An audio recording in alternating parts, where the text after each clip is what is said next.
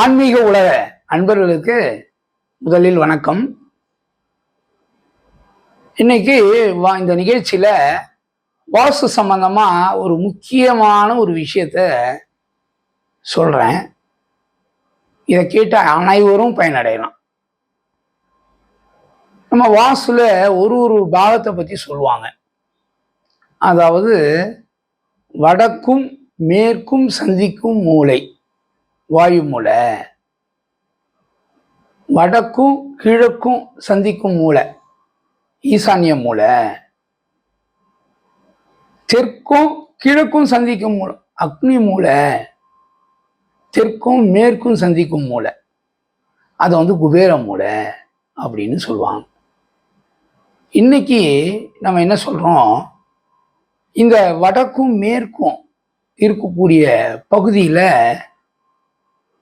மேற்கு வாசலா இருந்தா அந்த மூலையில வழி வைக்கலாம், வாசல் வைக்கலாம். அது உச்ச வாசலா வரும்.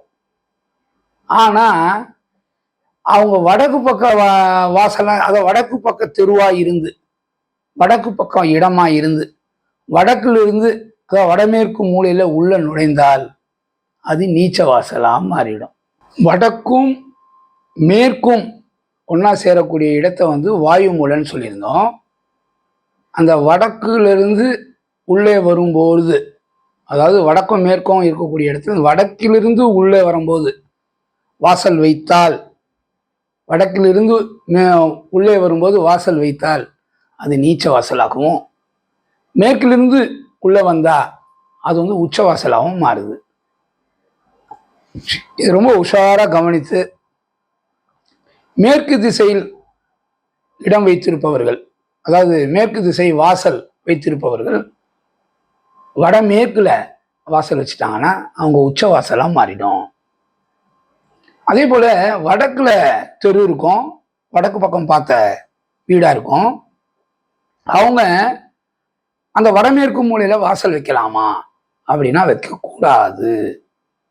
அவங்க எங்க வைக்கணும்னா அப்படியே டைரக்ஷன் எங்க போகணும், வடக்கும் கிழக்கும் விட்டுது பாருங்க, அந்த மூலை பக்கம் போகணும். அதாவது வடக்கு முழுவதுமாக ஒரு 20 அடி இருக்குதுன்னு வச்சுக்குவோம். 10 அடியில ஒரு கோடு, பாதி 10 அடி தள்ளி அந்த பக்கத்துல எங்க வேணாலும் அது வடக்கும் கிழக்கும் சேர்ந்த திசையா மாறிடும். அப்போ வடக்கும் கிழக்கும் சேரக்கூடிய இடத்துல உள்பக்கமா வாசல் வைத்து கொண்டால், அதாவது வடக்குல இருந்து உள்ள நோக்கி வராங்க வாசல் வைக்கிறாங்கன்னா உச்ச வாசலா மாறிடும். இந்த வடக்கும் கிழக்கும் அதே போல கிழக்கு சைட்ல இருந்து உள்ள வந்தாலும் உச்ச வாசலா மாறிடும். மாறாக கிழக்கு பக்கம் தான் வாசல், தெற்கும் கிழக்கும் ஒன்னா சேருது பார்த்தீங்கன்னா ஒரு இடம், கிழக்கு பகுதி, அது உள்ள வந்தா அது நீச்ச வாசலா மாறிடும்.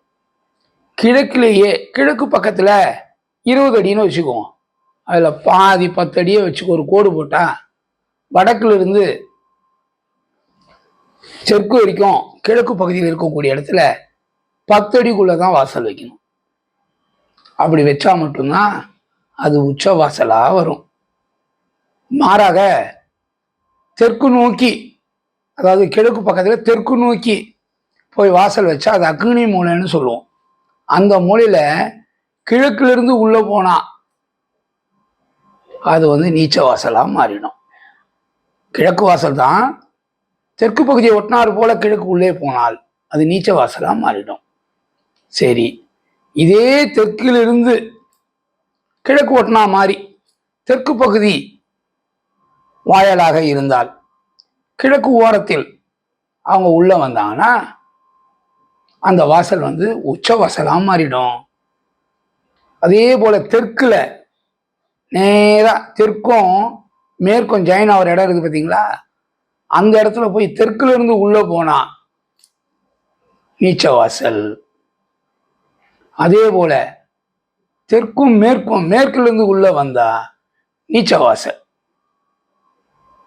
இதை புரிஞ்சுக்கணும்.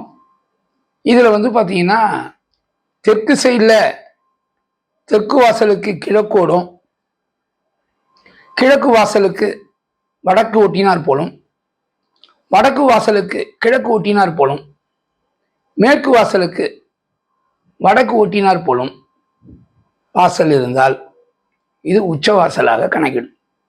இந்த வாசல்லாம் வைத்திருக்கக்கூடியவங்க அவங்க வாழ்நாளில் படிப்படியாக உயர்ந்து மேலே வந்துடுவாங்க.